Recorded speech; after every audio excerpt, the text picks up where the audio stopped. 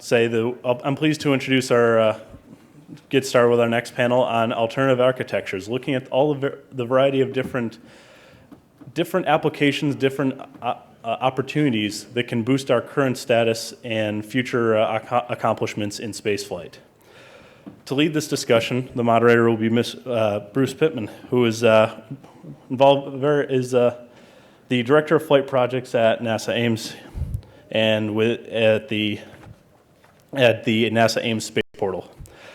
He's involved with the supporting programs ranging from suborbital human-tended research, orbital applications in the International Space Station, as well as other orbiting commercial facilities, low-cost, reliable access to space, as well as cislunar commercialization. Without further ado, Bruce. Thanks, Dan. One of the advantages of being program chair is occasionally you get to kind of throw your weight around and just say, I think we need to do this. So this is one of those panels where I just said, I want to do this. I want to talk about this topic. So this is kind of near and dear to my heart. Because we're all going to have to live in the future. And so it'd be kind of nice if it was the best future that we could make it. In a previous life, I used to teach systems engineering for a variety of clients, including NASA, which over a beer sometime I'll tell you about that. But one of the things I used to tell my students a lot is that there's a difference between a way and the way. So what we tend to do is try to jump immediately to the way, and sometimes without giving full weight to some of the options. The other part is we're working in a really dynamic environment here. Now, some of that dynamicism is very positive, the SpaceX flight, and we've got Liberty rockets, we've got, orbital sciences and suborbital flights and all that. So some of it's really positive. Some of it's a little more challenging, like, budgets and, congressional deadlocks and those kinds of challenges. But what that says is that you need to kind of keep your eye on the ball here, because even what was maybe the best approach, 5 years ago or 2 years ago or even maybe 1 year ago,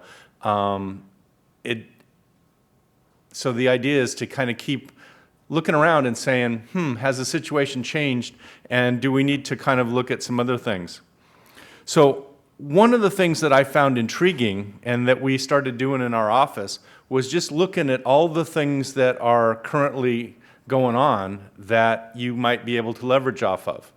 So one is NASA did some studies on propellant transfer and storage. So I think Bernard's going to talk a little bit about some of those technologies that are going to be required for us to go beyond LEO. So if you want to go to Mars, if you want to go to an asteroid, if you want to have these long-term cryogenic propulsion stages, you need to kind of look at some of these long-term storage of these kinds of propellants beyond the Earth. The other thing is there's a whole bunch of people that want to go back to the moon. And a number of them are going after the Google Lunar X Prize. And so you've got a bunch of teams out there, really creative people from all kinds of different approaches to this that are trying to go to the moon. So one of the questions that we've been asked is, what happens after somebody wins? So Jim Crisafulli is here from the state of Hawaii, and he's going to be on one of my panels tomorrow, where we're going to talk about this with Greg Schmidt. So to talk about some of the stuff that's going on with the state of Hawaii and the moon. And there's a bunch of other things that are going on out there. You've got, Falcons. You've got, like I said, you've got new vehicles that are being developed, new capabilities. This 3D printing, I think, is a really huge kind of thing. You saw one of the business plan competitions was talking about using this 3D capability. If you could use that on orbit, what kind of capabilities would that allow you to do? And then how do you come up with something that's sustainable in a budget constrained situation where you're not even quite sure what your budget's going to be. So that's kind of the task that I put before the panel here, is let's, kind of put on our magnifying glasses, look in our crystal ball, and see what we think the future might be like. So I was able to attract a really, I think, outstanding group to talk about this. First off, start from this side going over. We have John Goff from Altia Space Machines. John is used to work in the suborbital world, and now he's going to new heights. John was also, and his company was also the winner of last year's business plan competition with a sticky boom. So if you have not seen the sticky boom yet, it is fascinating. So it's great to have John with us. Next to John is Charles Miller. Charles is president and founder and owner of NextGen Space LLC. And I'm not going to go through their whole bios because it's in there, and I assume that you can read. Prior to this, Charles spent several years, I think 3 years, at NASA headquarters as a senior advisor for commercial space at NASA headquarters, and then he managed to make his escape. Next to Charles is Bernard Kutter, who's the manager of advanced programs at United Launch Alliance, a really innovative thinker, and a guy who's trying to figure out how to make all the pieces come together. So I think you'll really like, I got to hear a presentation the other day from Bernard talking about some of the stuff that they're doing on the upgrades to the Centaur, which I thought were pretty fascinating. And then finally we have Alan Wilhite. Alan is, I'm not quite sure where you are these days, either at Georgia Tech or in Virginia at the NIA, the National Institute of Aerospace. So this man gets around. But Alan has been doing some fascinating work with his students looking at this whole idea, and I'm going to use the D word here, depots.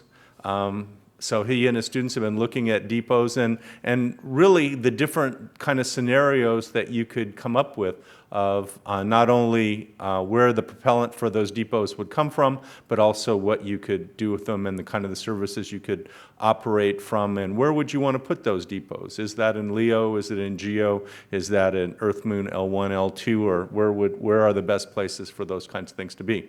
So on that note, I'm going to shut up and turn this over to John, and he's going to start us off. So, John.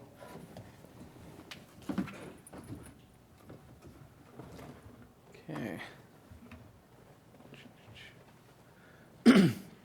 Yeah, so when Bruce invited me to participate in this panel, I was looking at the other panelists and realized that we have a whole bunch of fans of propellant depots, or if we're actually allowed to use that word. And I was trying to figure out what I could add that might be a little bit diverse, because it seemed like, as someone out in the hall commented, that this didn't seem like a very balanced panel, that you could get any flavor of propellant depots you wanted. So anyway, I just wanted to throw out a couple quick thoughts before we get into the main part of the panel, about some of my latest thinking about this. So actually, part of why I started Altius was actually because of this question of how do we come up with a commercial case for propellant depots. Now, we didn't actually find a commercial case for propellant depots, so we ended up focusing on the solution space we're doing. But it's still one that I'm always thinking about in the back of my mind of, how can we actually close this case for propellant depots as a commercial business? Because I realize that even if NASA were to actually start doing things more like propellant depots, it would still be advantageous to have a commercial solution going on in parallel. That when you look at, for instance, Orion and COTS and Commercial Crew, the fact that there is a commercial solution that isn't exactly identical but is similar enough, I think it keeps the fire under the feet of of Lockheed to actually deliver something effective. because they know that at the end of the day, if they don't deliver on something and the commercial side does, that it may be hard for them to continue justifying their existence. That competition's good. And I think that the same is going to be for depots. Another one that's probably been, is like almost a, religious mantra is, this idea that RLVs are what really make depots shine. That without RLVs, depots are definitely better than other architectures. Depot-based architectures do open up more capabilities, but it's when you have low-cost, affordable access, ability to deliver propellant, that's when depots really start just completely blowing away the competition as far as space architectures go. Or I mean, at least, as far as traditional space architectures go. But I was having an interesting conversation with Jeff Grayson a couple years ago, talking about, he made a very valid point that a lot of times when people look at reusable launch vehicles and how to close the business case for them, that a lot of people were setting their sights a lot lower than was realistic, because if you have a single vehicle from a single company, it's not a healthy industry. A healthy industry implies multiple providers, multiple vehicles, so it's not as fragile and brittle as you'd get with a single point solution. And basically the numbers come out to be pretty large numbers. That you realistically, if you're talking 2 to 3 companies, 2 to 3 vehicles, 50-ish flights per vehicle to close the case, that you're looking for markets that could realistically provide flight demands in the hundreds of, several hundred flights per year, which is quite a bit more than is currently flying. And so the question was, what new markets can justify the kind of flight rate that you need? But a corollary of this was that, barring, it's quite possible that, SpaceX will, deliver with a fully reusable Falcon 9, but most likely when you see the first industry of reusable launch vehicles, they will likely be a lot smaller than people had been envisioning in the past. These will likely, my guess is that we're probably talking about vehicles that are less than a half a ton, maybe even less than a quarter ton capacity to orbit. So combine that with a lot of the recent trends in, interest in utilizing nano and microsatellite technology, such as you're seeing with Planetary Resources, with Skybox Imaging, with several of the competitors in this business plan competition. And there's a lot of interest in providing solutions in this space.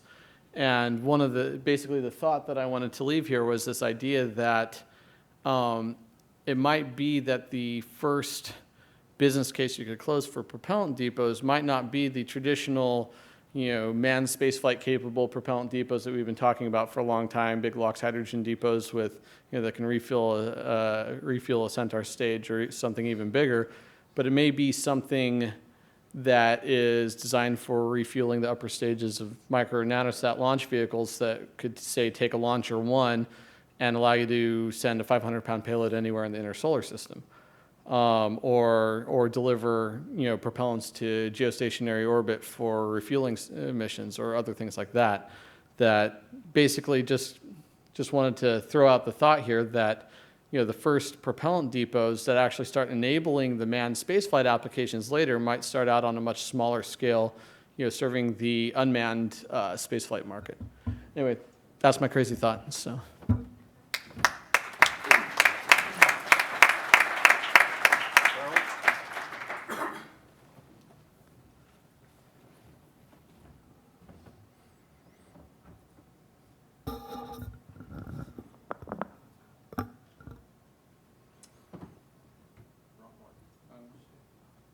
Switch the order on you guys, sorry.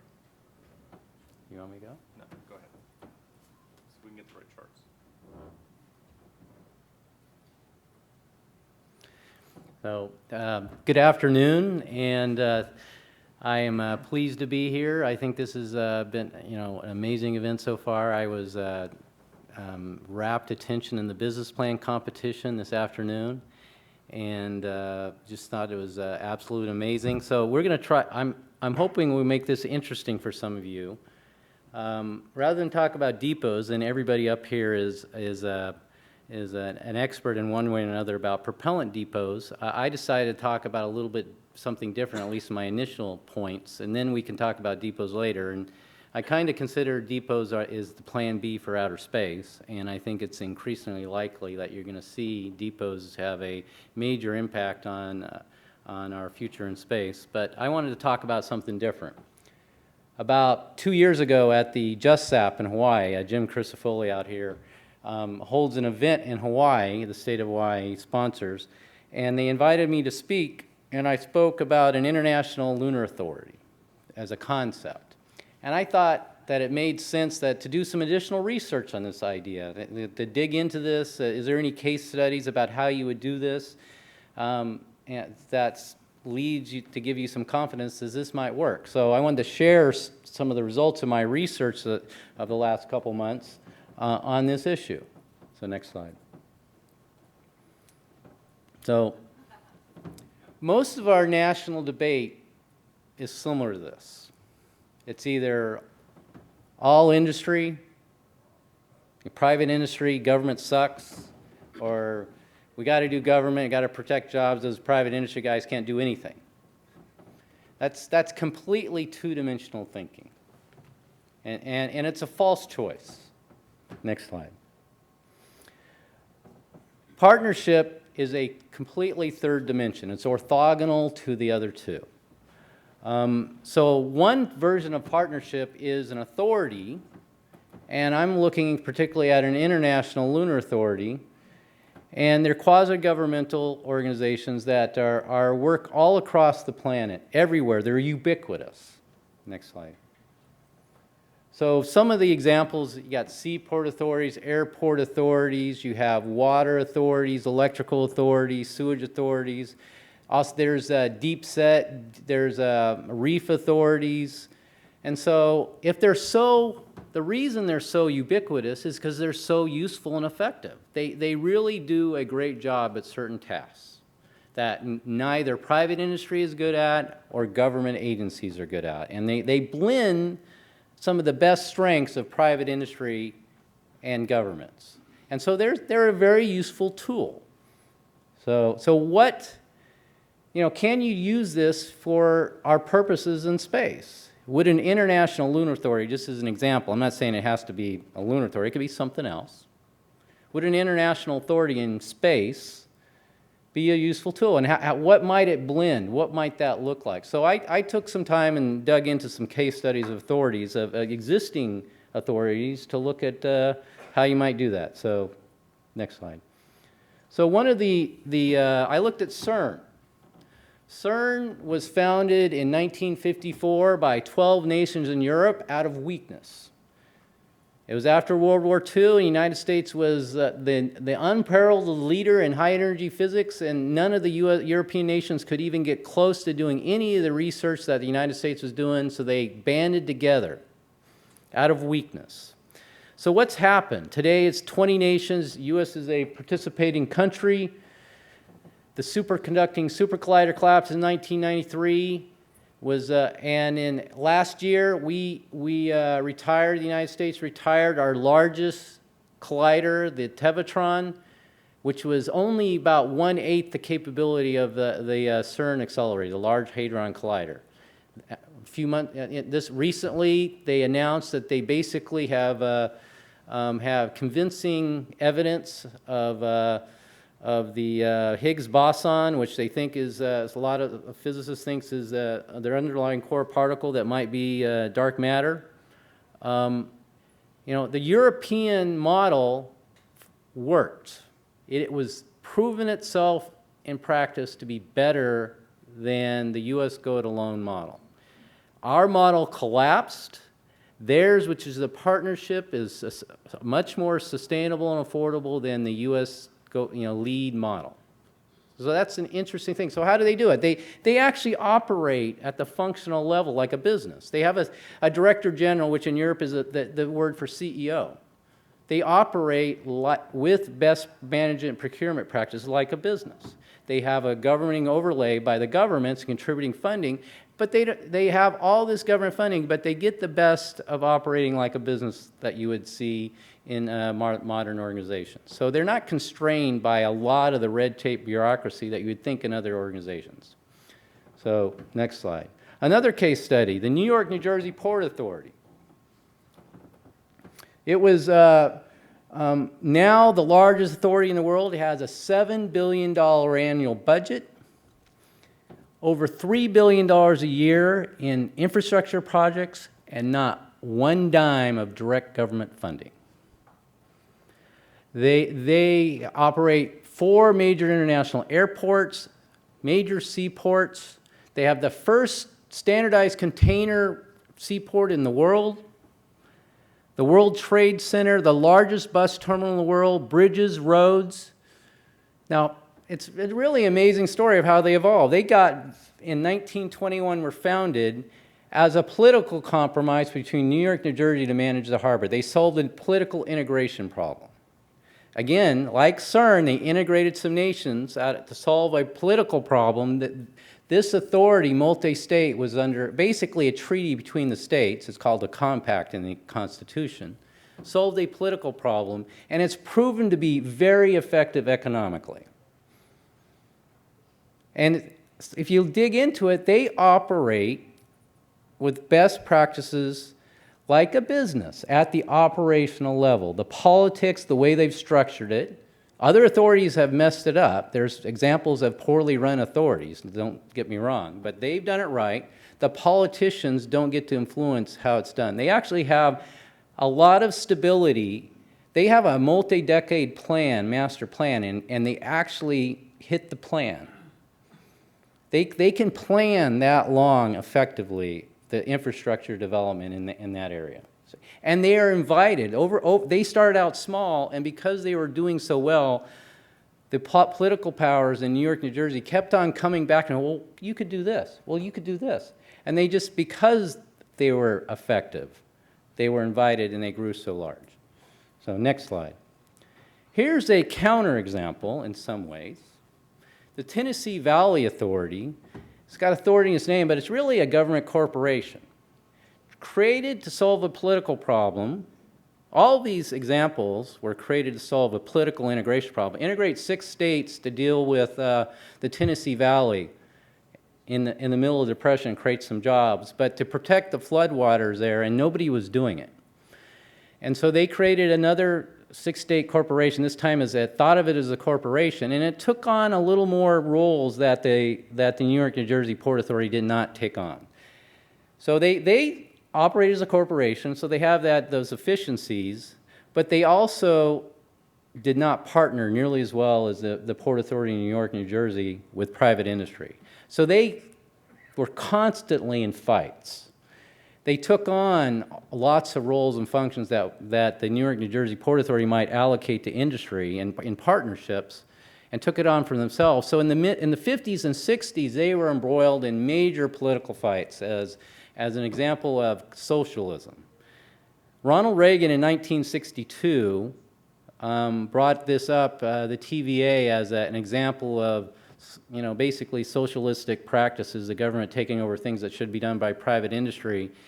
And he got huge, he got a lot of pressure for having done that, and he actually changed his political party over this debate and became a Republican. So Barry Goldwater in '64, took this on. So this has been a very controversial thing. So the counterexample here is an authority can work, but you want to get the roles and responsibilities right.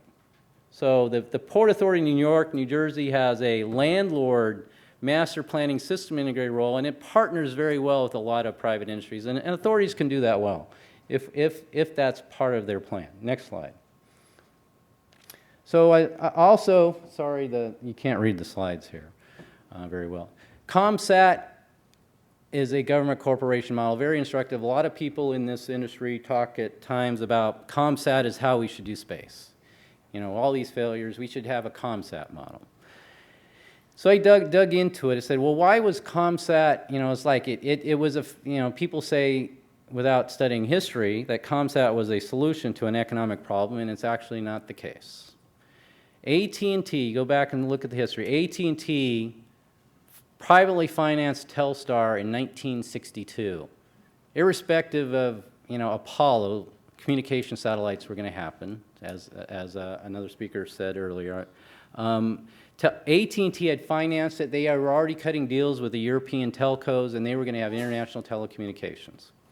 They only could buy a launch from NASA, so they ended up paying NASA to launch their satellite. But they totally privately financed it. They financed the technology. It was going to happen, but it caused a political problem. Our European international partners didn't feel comfortable giving AT&T a monopoly, an international monopoly, spreading from a U.S. monopoly on international telecommunications. So we set up ComSat and Intelsat. It was a political issue, not an economic issue. And it turned around and bit us. They thought of themselves as a corporation. They were a government corporation, and they actually slowed down innovation. It took an amazing entrepreneur by the name of Rene Anselmo, who got upset at Intelsat because he wanted to just broadcast entertainment television into Latin America. And they wouldn't do that. So he got upset and he said, well, I'll show you. I'll go form my own satellite company and I'll do it. He bet his entire fortune. You know, Rene Anselmo is an example of Elon Musk. You know, we don't think that this happens. Elon Musk bet $100 million in his own fortune. Rene Anselmo did it 25 years earlier. And he actually, he bet it all. He was all in. I was talking to a friend of mine, Jeff Mamber, who's the managing director of NanoRacks, and he recalls standing next to Rene Anselmo's son at the launch of that satellite and says, there goes my inheritance. They didn't have the money to insure the launch. There's some reports they had a little bit of insurance. Maybe that was his inheritance. He'd get the insurance, a little bit of it. But they were out of business if that launch failed. It was the first launch of the Ariane 4. After they'd had a failure, they were the next launch. They got a cheap price. They got a cheap price on a satellite, and they didn't insure the whole thing, and he bet it all. And it worked. Pan Am Sat broke the monopoly of Intelsat.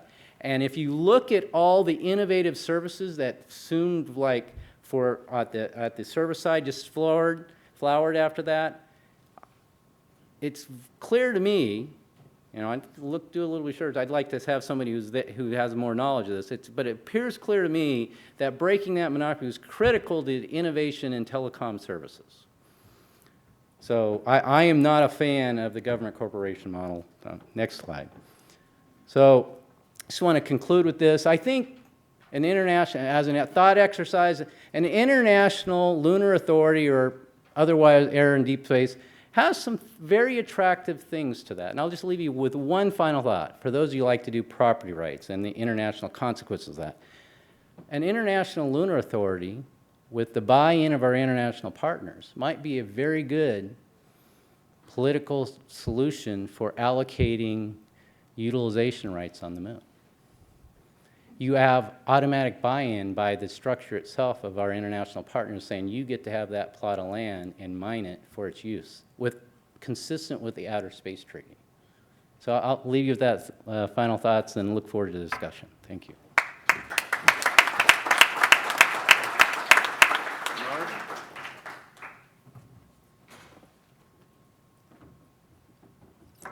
Thank you for allowing me to come up here and speak today.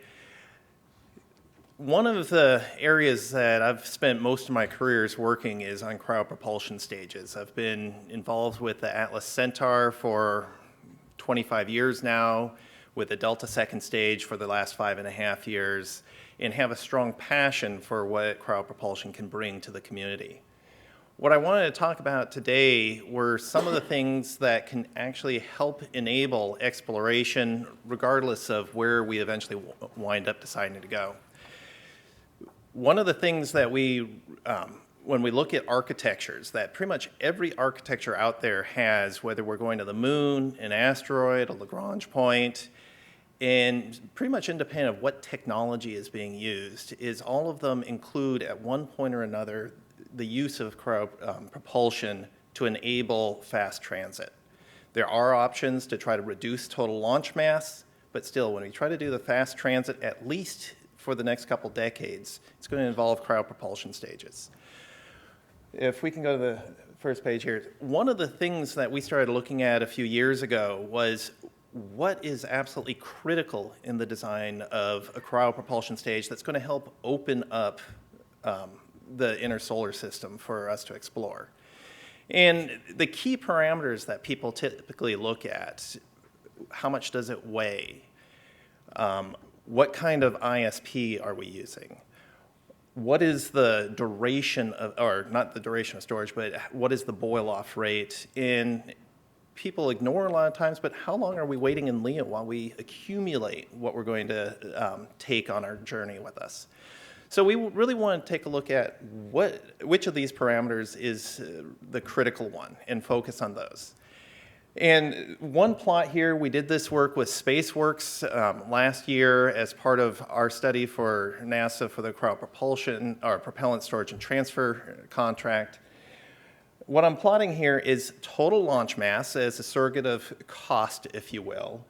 Across the bottom here is the mass fraction, and then the width of those lines is all the other parameters combined.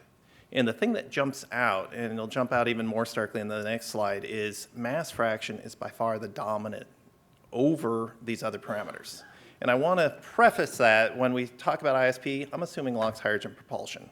If you go and include other storable types of propulsion, it would become a larger factor.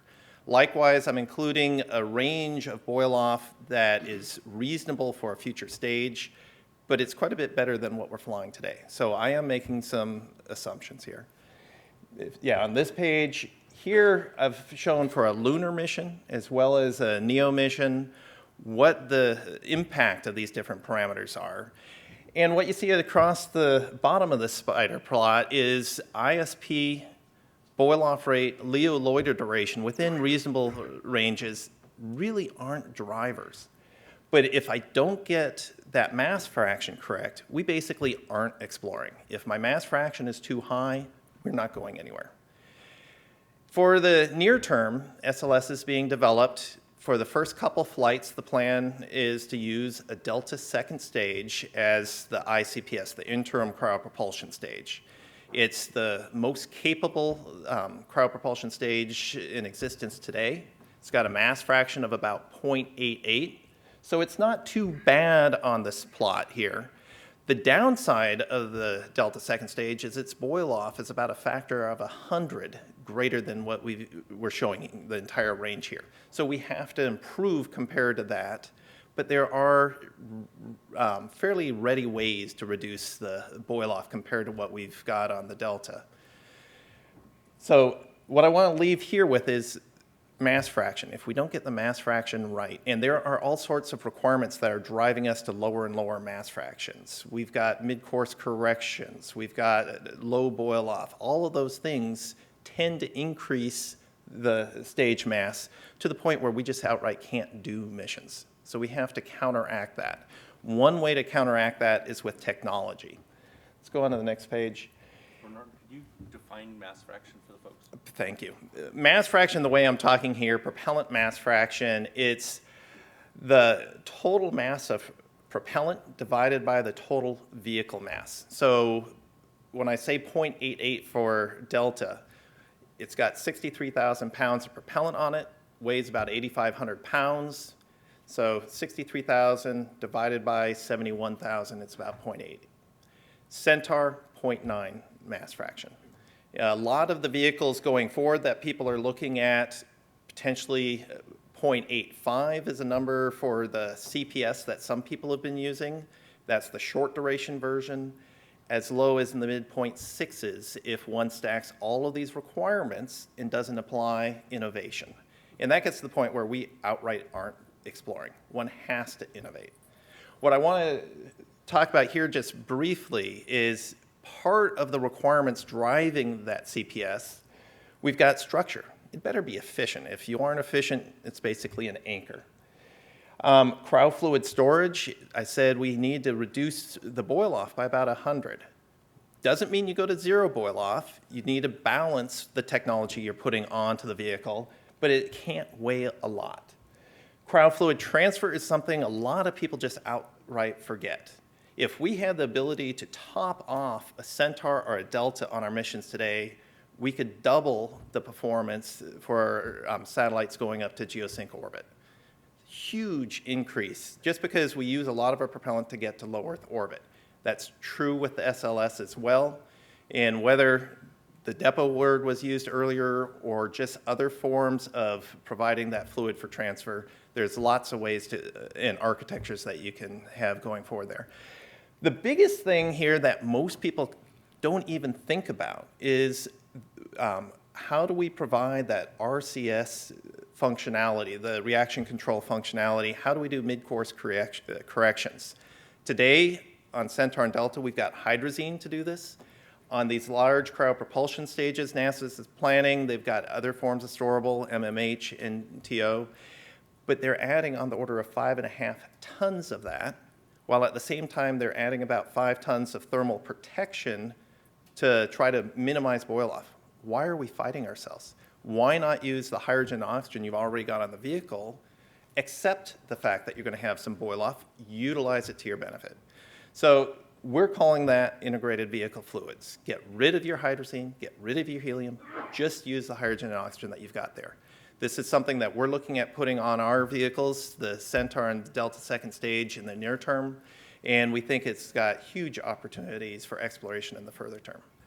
So if we go on to the next page, just wanted to provide a brief overview of our concept of integrated vehicle fluids. And I wanted to tie this back to something Charles said at the beginning of his speech, partnership. Industry, government, and I'd like to broaden industry to both the established companies and the NewSpace companies, the entrepreneurs. There's opportunity for all of us to partner together to help with this innovation. In my role as manager of advanced programs, I get the opportunity to work with a lot of small companies, and I just want to highlight a couple of them here. On the left, we approached Innovative Engineering Solutions out of San Diego 5 years ago, asking about some of the technology they were doing completely unrelated to here. And we've developed, in partnership, a fantastic 9-pound thrust hydrogen-oxygen engine that feeds directly off of tank pressure. It's to the point where we're ready to go into qualification, and we're starting to think, how do we put it on the vehicle for a flight in the next few years? Work that we had done with XCOR over the last several years got us in touch with another not-so-small company, but not a company that's typically in aerospace, Roush. We were looking at them for how do we generate power on orbit? We've got hydrogen, we've got oxygen. Most people say, fuel cell, duh. Fuel cells tend to be very expensive relative to the alternatives. Internal combustion engines, well, we use them in cars, we use them in generators. Why not in space? To my knowledge, no one has ever flown an internal combustion engine in space. We started doing some technology demonstrations a few years ago, was very promising, and we're just undergoing final assembly right now of this internal combustion engine in the middle there that's designed specifically to advance the technology for space application. This would be one of the smallest 6-cylinder engines out there at 600 cc's, designed specifically for generating power to support space applications. And then a cryo pump. This is a piston pump for fluid transfer that we're also developing with Roush. Go on to the next page. One of the things that I have to admit I found very frustrating coming out of the Augustine Commission a few years ago was it's so expensive to access a planetary body, we ought to just stay in orbit for exploration. I personally believe we need to develop a transportation system that can access all of the places we want to go, whether it's asteroids, lunar orbit, Mars orbit, or the planetary surfaces. But it has to be affordable at the same time. One way to make access, for example, of the lunar surface more affordable is don't develop a brand new rocket that has a whole factory and everything else that goes with it. You've already put all this money into developing the cryopropulsion stage. Why not develop a mission kit and enable that cryopropulsion stage to actually do a surface landing? With that in mind, we've been talking for a while with people at Maston. You heard Sean talking earlier. And at NASA, and we said, is this something that really could go forward and make a game-changing difference going forward? With that in mind, we wound up donating a Centaur tank to Maston. They're utilizing their technology that they've been developing for suborbital flight.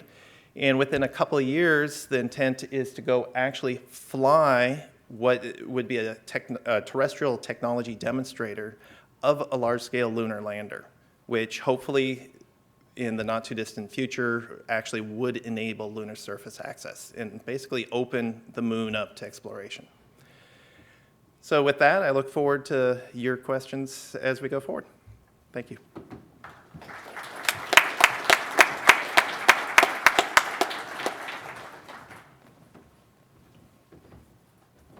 I'm Alan Wilhite. I'm from Georgia Tech. I'm going to talk about studies that my students have been doing with NASA. NASA is planning on a huge space exploration program, first starting in cislunar space, maybe waypoints at L1, L2, or GEO. Then eventually either going to the moon or going to an asteroid, and finally going to Mars. This right here is one of their design reference missions of going to a far-off asteroid. And as you can see, it's about a 20-year program. And the way they've designed this architecture is they're using heavy lift launch vehicles, and you can see that they're using 9 heavy lift launch vehicles, and they're using 10 commercial launch vehicles for the launch of the crew. One of the problems that NASA has is with their heavy lift launch vehicle, and this particular one is 100 tons, is in order to get enough energy to go to these far-off destinations that they need a higher ISP system. So in addition to developing the heavy lift launch vehicle, as you can see in the top right-hand side, they are also designing very large electric propulsion systems. So if you look at this complete architecture, NASA has developed a cost estimate of what this 20-year program would be. And it's about the same cost as Apollo, about $140 billion. Now, this is a 20-year program and $140 billion, so NASA only needs $7 billion a year, but they only have 3. So the question is, are there any alternate architectures out there that allow them to actually do the same type of missions, but within cost caps that are reasonable in today's economic environment? So the next chart. This shows you the various missions that NASA is planning, from LEO to the far left, to cislunar space, to lunar, and finally to the asteroid. And if this looks at the size or the payload throw in terms of tons. And as you can see, their Block 1 70-ton vehicle can deliver payload to low Earth orbit, but it's marginal in terms of going any place like L1 or L2 or to the GEO with any reasonable payload. Now you get to the 100-ton payload class, which is their Block 2. And as you can see that, yes, you can do a number of missions, but if you want to actually go to an asteroid or go to Mars, you're going to have to get to 130 or 140 ton. So you're talking about Block 3 or Block 4 of the SLS. But if you can see this green bars, the large green bars on this chart on both sides, that's the propellant required to take into low Earth orbit. If this is for their cryogenic propulsion stage Bernard was just talking about, well, what if you had propellant in space? So that would reduce this requirement. In fact, the largest mass on here is the deep space habitat, and that's about 26 tons. And then if you look at the lunar descent module, it's about 24 tons, but it has propellant, so if you fill that up, you could use about any of the launch vehicles. You could use an Ariane 5, you could use a Delta IV Heavy, or in the case of SpaceX and their Falcon Heavy, you could actually deliver all of the inerts that are shown in this chart to low Earth orbit. So what does a propellant depot look like, an architecture look like in space? So this is the chart here. Dallas, I think you know everything. So this is an architecture. There are a number of people around in this room that have their own favorite depots. So this is not the depot, it's a depot. And if you look at this chart closely, I've got this black line right in the middle of the architecture. I have the depot, deploying the depot and filling up on the left-hand side. And then on the right-hand side, I actually have the mission to go to the asteroid. Now, if you look at the mission on this side of the black line, it's the same number of flights that NASA has with the heavy lift launch vehicle. So if you just assume that the reliability is the same, then the safety is going to be the same between this and a new heavy lift launch system. So let's talk about the left. This is a commercial conference. So one of the things that NASA criticized for using these lower payload vehicles are the number of flights. One of the things that we analyze, if you go to a mixed fleet of Arianes and Deltas and Falcon Heavies, you have redundancy in the system, and in fact, you've got so much redundancy, then you have a very high reliability of mission success. We did a cost analysis of this particular system, and this is shown in the next chart. And maybe it's not shown in the next chart. There's not a chart after this? Okay. What the chart shows is that to do this asteroid mission, assuming the same payload and everything, that you reduce the cost by more than half using commercial launch vehicles. And that's assuming that the depot itself is government built and government operated. Now, if you go to Charles's partnership, what if you went to a commercial partnership with the government? What Elon Musk and SpaceX has shown that they can build a launch vehicle for 1/8 of the cost that NASA can use in the NASA cost models. So if the commercial and the government got together, maybe you can reduce the cost by a factor of 4 instead of a factor of 8 because you do have some government interaction there. Let's see. Well, I think I'm going to stop right there. We're running out of time. Let's have 15 minutes of cost. So just think about maybe an entrepreneur out there is ready to start with a depot in space.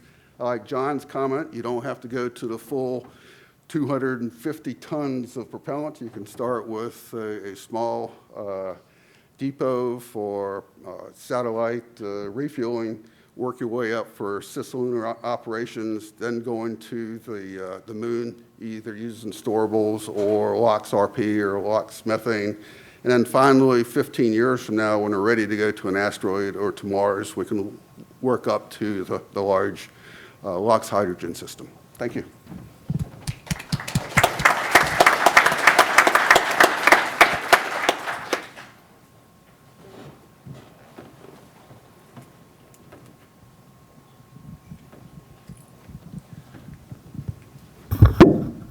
So some interesting ideas.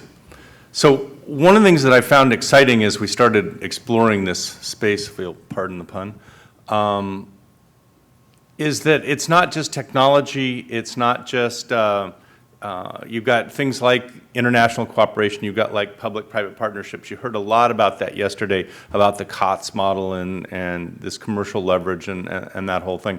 So what I wanted to ask take the moderator's privilege of asking the first question, and I wanted to ask you guys that when it comes to looking at the options out there, if you were king for a day, unfortunately we don't have any ladies up here, so we could have queen for a day. But if you were king for a day and you could, make one thing happen that you think would have the most, where it comes to, infrastructure or collaboration or whatever, what do you think is where's the most leverage? So, why don't we go?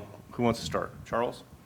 Well, I've talked about this in other places and written about it in some newspapers, but I'm convinced that depots plus, closes the business case for RLVs.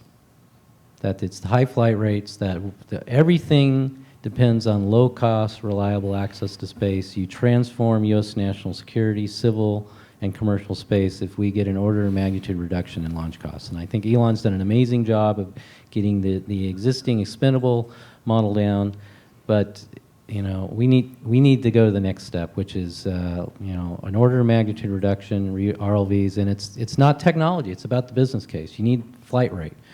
And the key thing, and I've talked about this at some of the FAA conferences, is a propellant depot gives you 30, 40, 50 flights a year on top of the existing markets, and you can close a business case with that. And so I think that's a critical thing. And then there's all kinds of other technologies you can add on it and capabilities, and new markets open up. But I think the cheap access to space is the critical thing if I was king for a day. Bernard, what do you think? I'm not going to. You're not going to say the D word. Yeah, that's working. I'm not going to disagree at all. I thought that was well said. What I would really recommend, though, is the focus has been for the last decade or so on transportation. We're so focused on how do we get from point A to point B. Why are we going to point B? What are we going to do when we get to point B? I would really like to see a lot more emphasis on the what are we going to do when we get there. If it's the moon, are we going to build habitats? Are we going to use nuclear power on the surface? Are we going to have mining equipment? Are we going to do in situ production there? I would like to see a lot more emphasis on the payloads, on the reason to go. Great. John? Yeah, I think for me it would probably be I'd like to see a lot more work on actually developing markets that that actually need this independent of at least manned space flight. I mean, I think ultimately manned space flight's a great market for this if once it's there. But the interesting thing for me is finding independent, more commercial markets that could actually use this capability, because ultimately I don't have high faith in the manned space flight, or at least the NASA manned space flight community, and actually doing the right thing when it comes to depots. But I don't think that they're the only game in town. We just haven't come up with sufficiently compelling stories through other routes. And so, yeah. So how did you get so cynical so young? Alan, what do you think? I was having a beer with Charles the other night, and he asked me if I was the NASA administrator, what would be the first thing that I would do? And I told him that I would fire all the center directors. You would what? I would fire all the center directors. Okay. And the reason for that is that NASA puts its strongest, most powerful, smartest people as the center directors. So their job is to protect their turf and protect their employees. Now, if you put the strongest, most powerful people in charge of the missions, then it would be more focused on trying to do what Bernard's saying is actually do science and do exploration. So I think a culture change within NASA is required to get to where you really need to go in the next few years. Okay. So let me go ahead and open it up to the audience. So who we got? Why don't we go over here?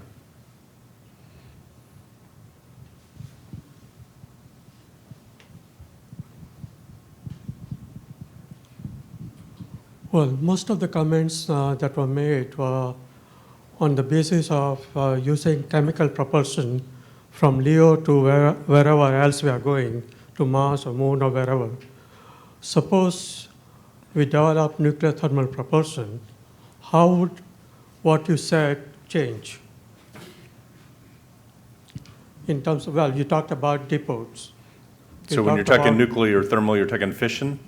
Fission? nuclear thermal propulsion from LEO to beyond LEO. Okay. How would you change what you said? Who wants to handle that one? Well, it's an interesting thing. You could say that with 100 different game-changing technologies, it changed a lot. But nuclear thermal propulsion has huge political problems. Everybody. I've never seen anybody in any political position that says that's an acceptable thing. And it died in the late '60s. And I think there's national consensus that it's hard to get traction on launching nuclear things. If anybody who's around remembers the protests over RTGs, which are very safe, for Saturn, I think it was Cassini, there was protests down at the Cape. It's an order of magnitudes, many orders of magnitude safer and well-validated and proven technology. I just think it's politically impossible for that. And I know it's a game-changing technology, but a lot of technical things also get impacted by what's the politics. And I think that's the showstopper in that case. Alan, you want to address that? Anybody else want to address that? So there's two issues there. One is technically, what could it do for you? And I think Alan's well qualified to talk about that. The other one, though, is if you look at some of the attempts that we've made in the past to do this, like the one I remember most recently was SP100, and the cost, of those systems for whatever reason just seemed to be, if you'll pardon the pun, astronomical. Yeah, we did NASA has a DRM-5 of going to Mars, and they're based on nuclear thermal engines. And we did a cost analysis of what it would take in terms of, I guess there are various ways of testing, building a big hole and testing in the hole, or building a whole new facility. There are a number of different technical challenges, both from doing it versus cost. And our result is that the nuclear thermal rockets only had a 20% chance of beating the all cryogenic LOX hydrogen basic engine that is today. And we presented that to people, and Stan Borowski was the paper right after ours. And if you know Stan Borowski, he is NASA's king for nuclear thermal rockets. And after the presentation, we thought he'd come over and jump our backs, but he said, at least you gave us a 20% chance of being more cost effective. John, you want to comment on that at all, or? All I was going to say is, like, when you look at most of the more advanced propulsion systems, they still require cryogenic propellants of some sort. And nuclear thermal is still tons of liquid hydrogen. Even a lot of the solar electrics are using like cryogenic xenon or argon or things like that. So the ability to store, handle, transfer cryogenics is pretty much required for everything. It's just a flavor. It's just what goes in the tanks at the depot. Okay. Yeah. Just to comment on this question, I think the question was from Leo beyond. So is it possible to reopen this issue and manufacture these NTRs in orbit? Well, I think the question is part of the things that Charles, I think, was trying to get at was that you've got the getting the nuclear material to orbit in a safe way. Now, what some of the people say is you can do it where the reactor isn't active during the launch. But again, this is kind of an emotional thing, and after the Japanese earthquake and tsunami and the meltdown and with the Fukushima plant, I think that's raised this whole thing up again, and a lot of people are very scared of that. So it's not so much a rational thing necessarily, but it's a very emotional thing that I think that I don't think it's insurmountable, but I think it's a matter of one of those things that there's no overwhelming need. I mean, if the Earth was going to be destroyed, and unless we did this, I think we could go do this. But that the overwhelming capability that this would enable, doesn't seem to exist when there's other alternatives. So that's kind of what I would say. Now the Russians have said that they're going to go do this, that they're going to make a nuclear rocket. Now, if they are serious about this, maybe we go buy it from them. And deal with that, the problems that would entail from there. So, but again, this is one of those things. One of the things that we've done in the past is looked at other advanced energy options. Whether it's we had Franklin Chang Diaz come and talk about the system that he's producing there for the plasma rocket. We've had some people come talk about fusion. There's this, one of my old colleagues is George Miley and the low energy nuclear reactions and some of these kinds of things. Now, they're real speculative. Now, if they come along, that might be very, very interesting. And I think we should keep our eyes on those. But the neat thing I think about it is there's a lot of these things that are going on right now without government funding or being funded by other parts of the government. And all we need to do is just pay attention. So. As was mentioned, that sometimes the stuff that you need to really make space accessible is not happening in the space part of this, but it's happening in other parts of the economy, and that we can just take advantage of that for our benefit. And it's really cool if you don't have to pay to develop it. The only thing I'd like to add to that is if we have a reason for going, so we have our lunar base or we have our place up at the Lagrange point on a regular basis, we need a transportation system that's going to be flexible and evolvable. We don't want to stay forevermore with the exact same transportation system. Do we want SLS for the next 40 years? Do we want Atlas for the next 40 years? I agree with Charles that maybe it's going to be reusable, maybe it's going to be things that we heard earlier today. I don't know what we'll have 10, 20 years from now. I hope we continue to evolve. So I would really like to see whether it's nuclear thermal or other advanced propulsion, have a way, an on-ramp basically in the future. Cool. Al, and then we'll go to Mark. I wanted to get it in what you guys Oh, were talking wait a second for the mic. I'm really loud. But it's for the microphone. Oh, sorry. I just wanted to get at a question relative to the flight rate and what do you do, which I think are completely intimately entwined. And I think if you look at our existing applications, military observation, communication satellites, human exploration, and so forth, and you put them all together, maybe you can get 1,000 flights a year, maybe, I don't know. That would be 10 times the current rate, even if you drop the price. It seems to me the only things that really give you high flight rates, potentially 8, 10, 20,000 a year, is tourism and space solar power. Because there's huge numbers of people on the ground that would like these things. Is there anything else? I'll take that one for a bit. I think a lot of them also depends, like for flight rate, depends on how you do things and also the size. That's kind of why I was hinting at smaller vehicles, because I do agree that people, and if the business case closes for space solar power, things like that could provide a very high flight rate.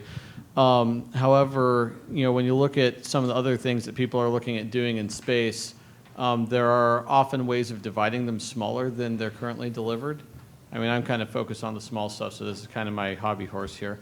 But one of the things I'm very interested in is, as people are getting into microgravity research and eventually manufacturing type applications, a lot of what they're shipping up and down is fairly divisible. It doesn't need to be shipped in an entire Dragon load. It could be shipped a lot smaller than that if you had the technological pieces in place for that, and that's kind of what my company's trying to do, so I'm a little biased in that favor. But I think that in many cases, a lot of these, people, propellants, small package delivery, I think a lot of those like experimental hardware, different things like that. I think a lot of that can shrink down smaller. And another one that's been brought up in the past is that anytime you're delivering satellites, beyond LEO, so you're sending them to medium Earth orbit, geostationary, things like that. A lot of the mass in LEO is the propellant for getting it to GEO or elsewhere. And a friend of mine, Dave Salt, has been pushing for, since I was a teenager, has been pushing the idea of splitting up the propellant for getting satellites into geostationary orbit into smaller chunks that could be delivered by RLVs. And he made an interesting point that, that alone, could close the case for at least a small number of RLVs, but I think it's likely to come from a range of sources. But I think that there are ways of rethinking the ways things are shipped around in space, and that there are markets that could lead to it that, beyond just tourism and things like space-based solar power. Well, it's on the order of, there's a lot of niche, Al, there's a lot of niche things. So I think, there are some speculative things, and like space solar power and thousands of people taking a trip to space and for adventure tourism is not speculative. The microgravity research could have a breakthrough. So there's medicines. We could have some cure for cancer you only can manufacture in space, or from gene expression or something else. So there are some speculative things that would have huge demand for. Okay, energy is one.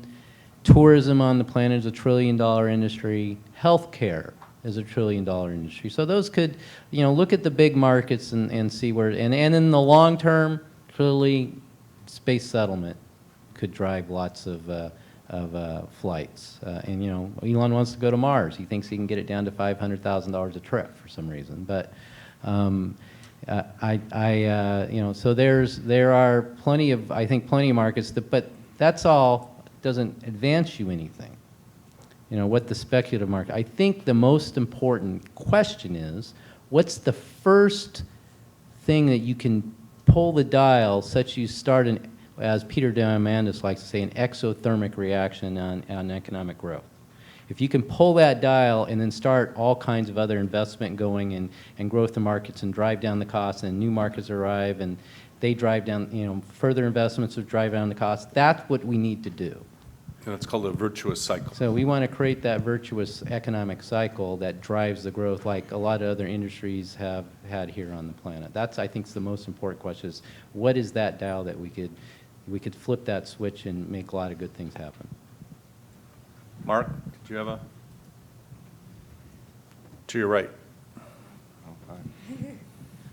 Yeah, I got a question for Charles and his lunar authority, International Lunar Authority. If we actually did this, and let's say we gave the Lunar Authority the right to allocate property for the whole moon, in order to have property rights be meaningful, you have to have some enforcement mechanism, which would presumably mean over time the development of a police force and some courts.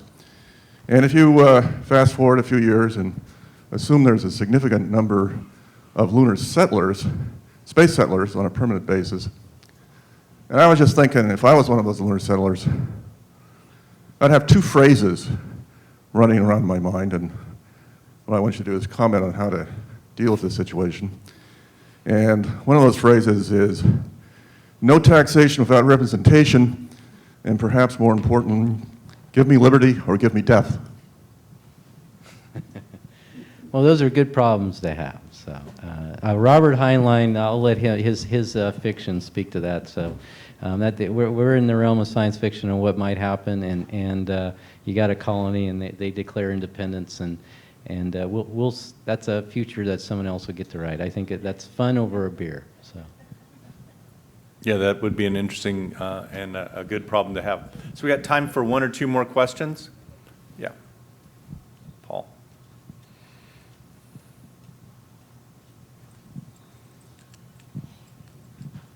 Okay, it's not actually a question, more of a rant. So A rant short- mode a equals short one? on. Going back to the nuclear propulsion, once upon a time, we used to burn witches for fun. Once upon a time, we used to bathe in the same river that we used to defecate in. Once upon a time, we were told very clearly that cars could never happen because they scare horses and kill people. Once upon a time, we were told we could never go faster than 45 miles an hour, you would surely die. Once upon a time, we were told you could never go faster than sound. The people who were on the cutting edge knew better and educated the public. We need to know better and educate the public. Tell them, yes, you're being irrational. Yes, you're being silly. You can't be green and eco and still not have any tech that allows you to be green and eco. Tell them they're being irrational, educate them in the proper way of things, and move on. That's what we have to do there. Rant mode equals off. So all I'd say to that is, that is fine, that's dandy, but you then can't go back to those same people and give me the money to go do this. So if you want to go do that and then show them how great that is, that's one thing. But then asking those same people that don't like what you're doing to pay for you to go do it, I think that's where the kind of the dilemma. Well, and people have been trying to make that case for a long time. I've never seen a concerted effort to teach people that nuclear is okay. Okay. Yeah, Paul. Yeah. I just want to first commend Charlie on the summary that you did. That's one of the best examples coming here for 3 years I've seen of translating those other public-private partnerships into the sector. It's tough to do, and it's actually complex.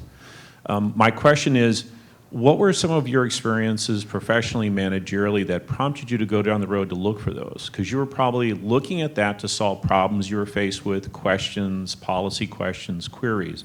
So what were some of the things that you were trying to solve?